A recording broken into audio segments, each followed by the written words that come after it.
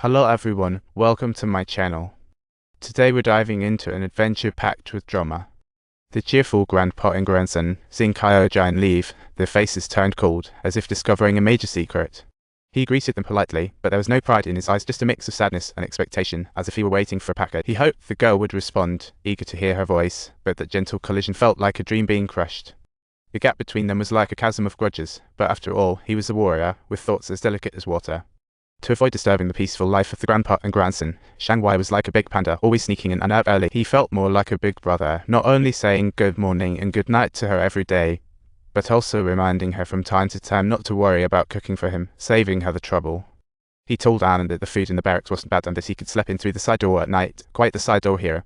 After waiting for a while, the cold silence greeted him again, but Shanghai took it in stride. After all, it was a stubborn stand for dignity. His favorite bob piece played, and besides teaching, Anne occasionally rode her bike to fetch some milk.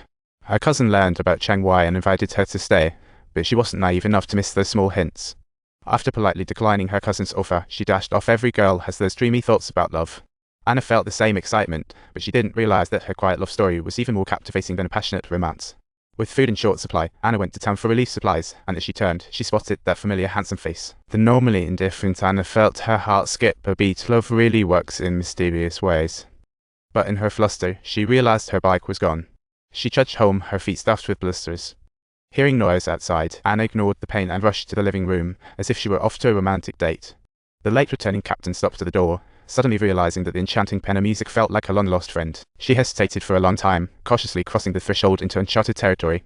As always, the captain maintained politeness, noting the outside chill was refrigerator-level cold, and she showed no signs of gathering her courage. She stepped into the room and shared with a hint of sadness that she had a soft spot for France. She held a deep aversion towards the Franco-German War because her father tragically perished in the relentless crossfire, and upon saying this, the captain could only helplessly bow and then turn to silently leave. But did Anna realize war's cruelty was guarding both sides, each with country, loved ones? Don't you want to play? Okay, I can't play tonight, I have no bike. Anna had no choice but to skip work just as she plopped down to rest. A familiar car came to a sudden stop. Can I give you a ride in my car? Anna remained silent, picking up her bag as she walked past. The captain smirked, hiding his inner joy, like a gentleman opening the car door.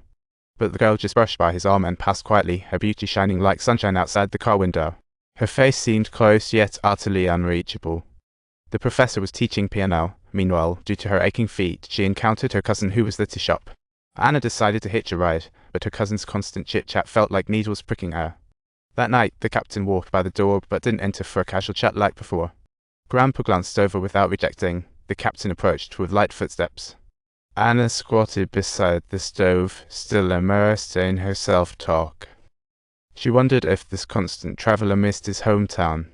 The captain walked to the bookshelf, and beneath her once indifferent gaze, he started rattling off the names of French authors. Anna clearly loved these works, but when she reached the piano, a look of longing crossed her face.